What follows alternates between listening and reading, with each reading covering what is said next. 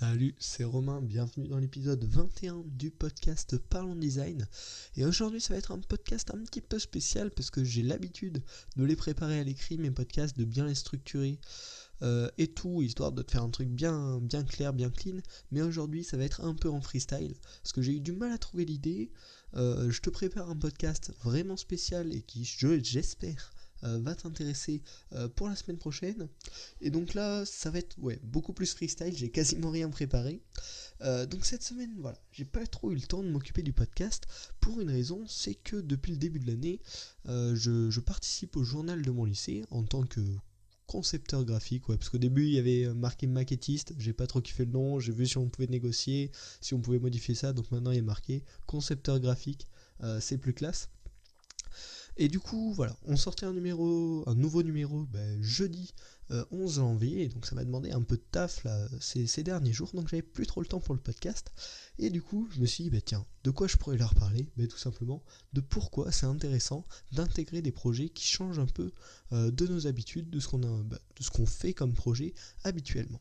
Donc comment déjà je me suis retrouvé dans le journal de mon lycée, alors que depuis le collège, même au lycée, mais j'ai jamais rien fait dans les clubs du lycée, du collège, même pas l'UNSS, pour le sport, etc. Vraiment, j'ai jamais rien fait. Et puis cette année, au début, j'ai des potes qui, eux, faisaient partie du journal déjà l'année dernière, qui m'ont demandé si je voulais pas être maquettiste pour le journal, parce qu'ils en avaient pas, ils en cherchaient un, et puis vu qu'ils savaient que je faisais déjà un peu de design pour les sites, etc., ils se sont dit que ça pourrait m'intéresser.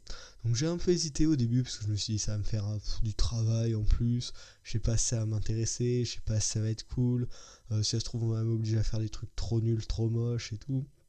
Mais bon, finalement ils m'ont motivé, je me suis dit allez, pourquoi pas, et on a fait un premier numéro aux vacances de Toussaint, il me semble, c'est les premières vacances, de la Toussaint, qui m'a demandé vachement de travail. En plus, j'avais décidé de le faire avec Photoshop et non pas avec InDesign, alors qu'il me le conseillait, parce que moi je connaissais plus Photoshop. Et donc on avait fait un truc plutôt cool. J'ai découvert des contraintes auxquelles j'étais pas habitué, notamment les contraintes de marge des imprimantes. Ça c'est vachement chiant parce qu'on pourrait faire des trucs super stylés s'il n'y avait pas du tout de marge sur les imprimantes, mais à part avec des imprimantes ultra pro, on peut pas enlever les marges. Et donc, en plus avec Photoshop, c'était vraiment un bazar, parce que pour faire du texte en colonne, c'est pas du tout fait pour ça. Et donc là, voilà, pour après les vacances de Noël, pour la rentrée de janvier, on avait décidé de faire un nouveau numéro, donc ils font 20 pages. Donc bon, c'est pas énorme, mais ça commence déjà à faire un petit magazine, un nouveau numéro. Et donc j'ai décidé cette fois-ci, j'ai dit ok les gars, c'est vrai qu'avec Photoshop c'était super galère, je vous écoute, on va tester InDesign. Et donc j'ai appris à utiliser InDesign et effectivement c'était beaucoup plus simple, j'ai gagné vachement de temps pour faire ce numéro qui est donc sorti aujourd'hui, et ça a vachement marché. En une journée on a vendu 110 numéros dans le lycée, ce qui est plutôt pas mal, et on va en produire normalement 200, donc c'est relativement important. Et puis, vu que c'est un objet physique, c'est vrai qu'on peut le toucher, on peut l'avoir. Là, je l'ai pas encore, mais bientôt je pourrais le mettre dans ma chambre avec les trucs que j'ai fait. Et c'est vrai que c'est assez sympa d'avoir un vrai objet qu'on peut toucher, qu'on peut voir. On se dit, ok, c'est toute une équipe, on a fait ça ensemble. Et c'était sympa, voilà, il y a eu un vrai résultat. Du coup, je vais te parler des 4 avantages principaux que m'ont apporté l'intégration de l'équipe du journal. Le premier, c'est le travail en équipe. Bon, c'est pas qu'un avantage, parce que je t'avoue que des fois, il y a des gens, et ça m'a saoulé. L'organisation, au début, c'était vraiment le bazar, c'était pas top, on n'était pas bien organisé, mais ça s'est amélioré pour le second numéro. Et c'est vrai que les projets web que j'ai fait, en général j'étais seul, je m'occupais de tout. Et là donc j'ai dû travailler, il y avait les auteurs, les dessinateurs, les photographes et tout. Donc à coordonner tout ça, à voir avec les gens qu'est-ce qu'ils voulaient pour leur article, s'il y avait des choses à mettre en valeur, etc. Et donc c'est vrai que ça a été un travail un peu de coordination, de discuter avec les autres, qu'on se mette d'accord, les réunions, oh là là, c'est un truc, tu vois, auquel je n'étais pas habitué. Et donc là, ça nous a fait faire des réunions à une dizaine de personnes et tout. Et c'est assez intéressant en fait de découvrir le travail d'équipe un peu plus véritablement. Donc ça c'est vraiment un premier point positif. Bon, de découvrir le travail d'équipe. Ensuite, le second point positif, c'est de découvrir le design print.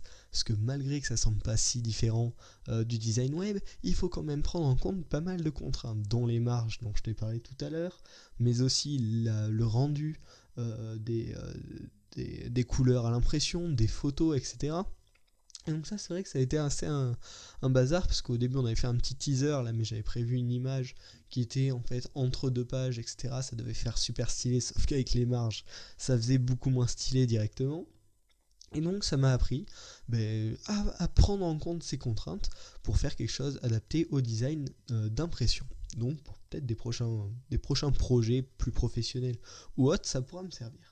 Ensuite, troisième point positif, c'est d'apprendre à utiliser le logiciel InDesign, donc qui est aussi fait par Adobe, donc comme Photoshop, mais qui est vraiment plus adapté aux gros contenus de texte, donc comme les journaux où il y a des articles, où on peut créer des colonnes facilement, etc. Mais c'est moins facile de modifier des photos ou de faire des formes complexes, d'utiliser des règles, etc. Donc c'est vraiment plus adapté à un autre type de contenu, mais ça m'a appris à l'utiliser, et puis je vais continuer à m'améliorer dans ce logiciel, donc ça m'a apporté une nouvelle compétence. Donc rien que pour ça, ça valait le coup que j'intègre ce groupe du journal du lycée. Et le dernier point qui est plutôt intéressant et un peu plus caché, c'est l'histoire de mettre le contenu en premier. Une erreur à ne pas faire quand on design des sites web, c'est de faire un beau site qui marche bien, etc., mais dans lequel on oublie le contenu. Alors que pour le journal, c'est tout à fait l'inverse. La matière première, c'est vraiment directement le contenu. On est sûr de ne pas pouvoir l'oublier, et on se rend compte que c'est vraiment le principal. Si vous pouvez faire un magnifique journal, s'il n'y a rien dedans, s'il n'y a rien d'intéressant, ça n'intéressera personne. Et donc vraiment le but du maquettiste, du concepteur graphique d'un journal, c'est de mettre en avant ce contenu pour donner envie au lecteur de lire les articles en question. Et donc ça, je pense, ça m'a en plus permis d'améliorer mes compétences en design web et d'être sûr que les prochaines fois que je créerai des interfaces, je penserai à mettre le contenu en premier, parce que finalement, l'essence d'une application, d'un site ou d'un jeu, c'est le contenu, c'est pas la beauté du jeu, la simplicité d'utilisation. S'il n'y a pas de contenu derrière, ça ne sert à rien. Voilà, rien que pour ça, c'était vraiment très intéressant de le rejoindre. Et en plus, ça me fait un nouveau projet à présenter sur mon portfolio et sur mon CV, d'autant plus que c'est considéré comme une action dans une association, donc c'est plutôt bien vu par les écoles, et peut-être même les entreprises, pour trouver des stages notamment. Et donc voilà, ça m'a apporté vraiment pas mal de bonus. Les seuls désavantages, c'est un peu de travail, mais finalement, vu que c'était avec des potes, c'était relativement plaisant. Et un peu de stress, parce que c'est vrai que ça n'a pas toujours été simple, hein, quand on doit modifier les articles à la dernière seconde, parce qu'on s'aperçoit qu'il y a une faute d'orthographe, alors qu'on a imprimé dans 10 minutes, c'est pas cool. Mais voilà, ça apprend justement à mieux gérer un projet un peu plus complexe qu'un projet qu'on ferait seul. Et puis au final, pour avoir un objet physique, un objet qu'on peut toucher, qu'on peut partager autour de soi. Donc voilà, je ne regrette pas cette expérience, et c'est pour ça que je te conseille, s'il y a un des clubs comme ça dans ton lycée, dans ton collège, ou même des groupes externes à un établissement scolaire, hein, qui peuvent t'intéresser et qui changent un peu des projets que tu as l'habitude de faire, ça peut vraiment être intéressant pour toi d'y participer, pour découvrir de nouvelles personnes, pour découvrir de nouveaux logiciels, de nouvelles façons de travailler, et puis peut-être en tirer des leçons pour ta passion du design web. Voilà, je te conseille vraiment de faire ça. Si tu veux voir le travail que j'ai réalisé, je te mets le lien de mon compte Dribbble en description, où j'ai partagé les couvertures du premier numéro et du second numéro, et il y a aussi un lien vers plus d'images de la mise en page du lycée. Donc voilà, j'espère que ce podcast un peu freestyle, parce que là j'avais vraiment rien préparé, t'a quand même plu. Et on va se retrouver la semaine prochaine pour un épisode assez spécial et vraiment différent. Il n'y en a jamais eu aucun comme ça depuis le début de Parlons Design. Donc je te dis à la semaine prochaine, allez salut.